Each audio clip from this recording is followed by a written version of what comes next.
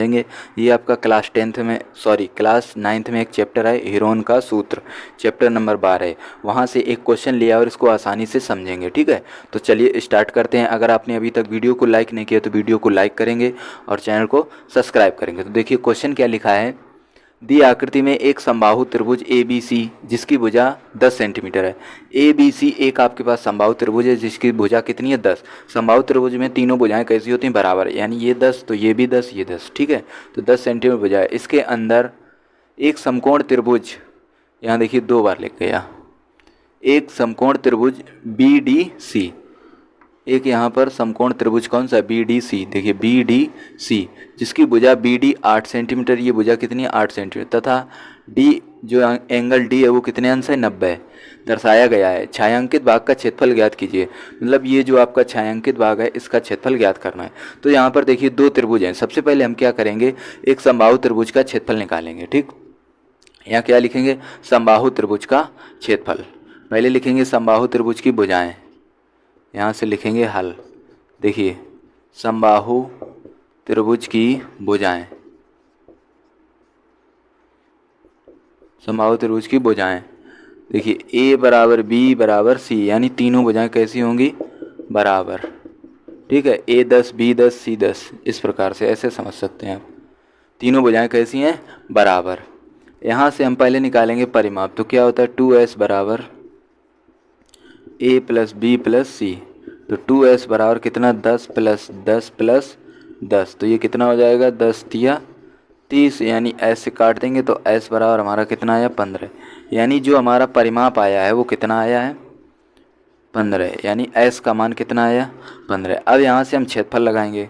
त्रिभुज का क्षेत्रफल क्या होता है, किसके प्रयोग से करना है, हीरोन के सूत्र से, ठीक है। तो हीरोन के सूत्र में जो त्रिभुज का क्षेत्रफल होता है वो क्या होता है एस माइनस ए, और ब्रैकेट में होता है S minus B S minus C, इस प्रकार से। तो यहाँ देखिए हमको क्या चाहिए, एस हमारा कितना है 15 एस 15 माइनस ए, और ए कितनी है 10, यहाँ लिखेंगे 15 माइनस बी कितनी है 10, ठीक। इस प्रकार से एस कितना है 15 और सी कितना है 10, क्योंकि तीनों भुजाएं कैसी थी बराबर।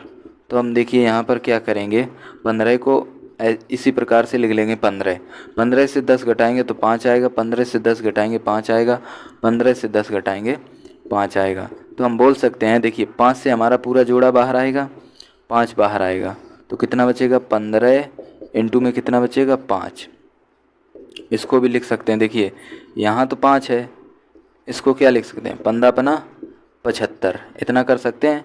यहाँ से देखिए इसके बाद जो हमारा आएगा, यहाँ से देखिए 5 और रूट में कितना लिखा है 75, 75 को हम तोड़ के लिख सकते हैं, यानी 25 इंटू 3, 25 दिया कितना होता है 75। तो यहाँ लिखेंगे 5 गुणे, यहाँ से कितना आएगा 5, अंडर रूट में हमारा 3 बचेगा, तो 5 25, 25 अंडर रूट 3, ठीक है। कितना आया 25 अंडर रूट 3, अंडर रूट 3 का मान भी हम रखेंगे, ठीक। 25 इंटू अंडर रूट 3 का मान होता है 1.73, 2 भी रख सकते हैं आप, ठीक है।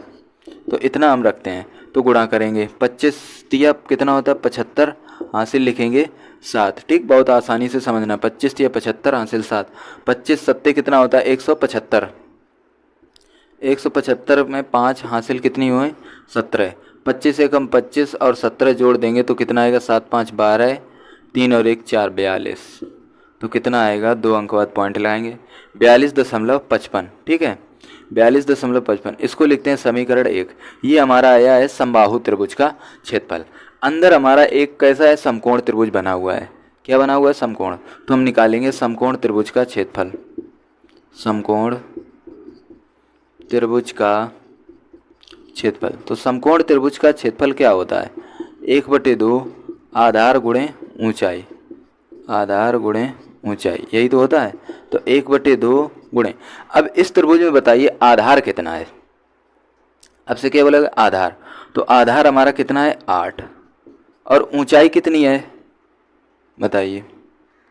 अगर हमारा आधार 8 है तो ऊंचाई कितनी आएगी, अगर हम पाइथागोरस प्रमेय का प्रयोग करेंगे तो 10 का वर्ग 100, 100 से 8 का वर्ग 64 घटाएंगे तो 6 आएगी, कितनी आएगी 6, तो 2 चौको 8, तो कितना आएगा 6 चौको 24, ये हुआ समीकरण नंबर 2। हमको छायांकित भाग चाहिए, यानी हम क्या करेंगे कि समबाहु त्रिभुज का क्षेत्रफल से एक समकोण त्रिभुज का क्षेत्रफल घटाएंगे, तो जिससे हमारा छायांकित भाग का क्षेत्रफल आ जाएगा।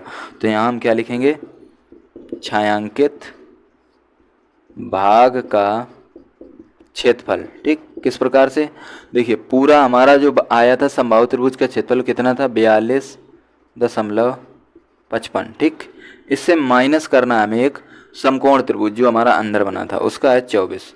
तो 42 से 24 को घटाना है, बस आंसर है। देखिए 12 से 8, यहाँ से 12 से 4 जाएगा, देखिए इसको तो हम इसी प्रकार से लिखेंगे, 12 से 4 गया 8 बचा, यहाँ बचा 3, कितना आया 18.55, और यही आपका आंसर। ठीक है, आंसर मैच करने के लिए देखिए 1.732, आप 2 भी रख सकते हैं। ठीक, इसके आगे भी सॉल्व कर सकते हैं। मान लीजिए हमने 3 तक लिया तो आपका आंसर आया 18.5। इस प्रकार से सॉल्व करेंगे। अब यहाँ पर आप देखेंगे कि ये हमने किस प्रकार से निकाला, उसको भी समझ सकते हैं। देखिए ये हमारा एक समकोण त्रिभुज है, इसी प्रकार से है। ठीक, ये हमारा डी बिंदु है और ये हमारा सी है और ये हमारा बी है। तो जो सी बी की लंबाई है वो 10 है और आधार हमारा कितना 8। तो हमको क्या करना था, लंब ज्ञात करना। पाइथागोरस प्रमेय क्या होती है, कर्ण का स्क्वायर बराबर आधार स्क्वायर प्लस लंब स्क्वायर। 10 का वर्ग 100, 8 का वर्ग 64 प्लस एक्स स्क्वायर, यानी 100 माइनस 64 बराबर एक्स स्क्वायर। तो एक्स स्क्वायर बराबर 36, यानी एक्स बराबर √36, तो एक्स बराबर 6, और एक्स हमारा क्या था, लंब। यही हमको लंब, इस प्रकार से हमने 6 निकाल कर रखा। तो इस टाइप से जो भी क्वेश्चन है आप उनको आसानी से सॉल्व कर सकते हैं। बहुत ही अच्छा क्वेश्चन था। चलिए मिलेंगे नेक्स्ट लेक्चर में। आपने अगर अभी तक चैनल सब्सक्राइब नहीं किया तो चैनल को सब्सक्राइब करेंगे, अपने दोस्तों के साथ चैनल को शेयर करेंगे।